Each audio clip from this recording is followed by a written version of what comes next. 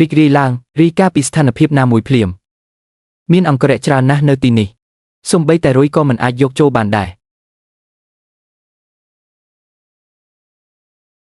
គាត់មិនមែនជាសត្វរុយទេ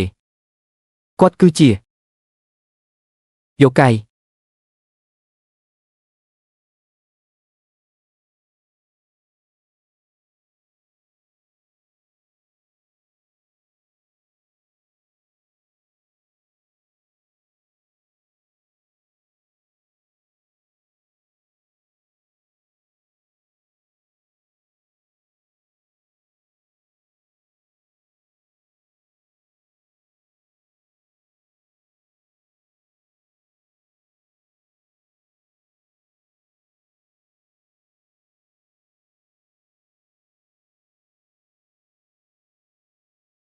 ឡានស៊ីន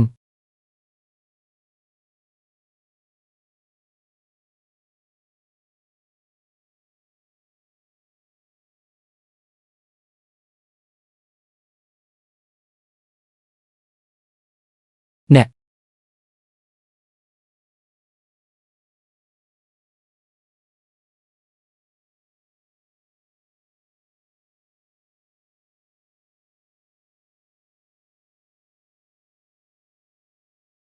ខ្ញុំនឹងតាមដានយប់នេះគេងលក់ស្រួលហើយភ្ញាក់ឡើងពេលភ្ញាក់ពីដំណេកអ្វីដែលអាក្រក់នឹងកន្លងផុតទៅមកចុះកូនក្រមុំខ្ញុំ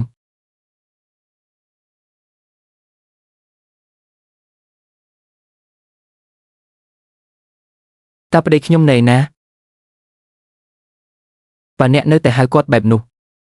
ខ្ញុំសន្យាថាអ្នកនឹងមិនឃើញគាត់ម្ដងទៀតទេក្នុងមួយជីវិតនេះតើអ្នកបានធ្វើអ្វីដាក់គាត់អ្នកមិនបានធ្វើអ្វីទេពួកគេបានកាត់ម្រាមដៃរបស់គាត់បន្ទាប់មកទៀតលើកនេះឯងត្រឡប់មកវិញដើម្បីអ្វីហឹមជាការពិតណាស់វាជាចោលប្លន់ក្នុងពិធីមង្គលការបើឯងចង់សងសឹកឯងគួរតែសងសឹកខ្ញុំមិនមែនស៊ូមូទេអ្នកបានចាប់ខ្ញុំដាក់គុកកាលពី2ឆ្នាំមុនឥឡូវនេះអ្នកបានចាប់ស៊ូមូដាក់គុកម្ដងទៀតអ្នកមានវគ្គមួយទៀតហើយតើវាជាកំហុសរបស់អ្នកណាវាជាកំហុសរបស់អ្នកទាំងអស់ដែលមិនបានព្យាបាលខ្ញុំបន្ទាប់មកអ្នកគួរតែរកគ្រូពេទ្យផ្សេងទៀតបានផ្លាស់ប្ដូរគ្រូពេទ្យ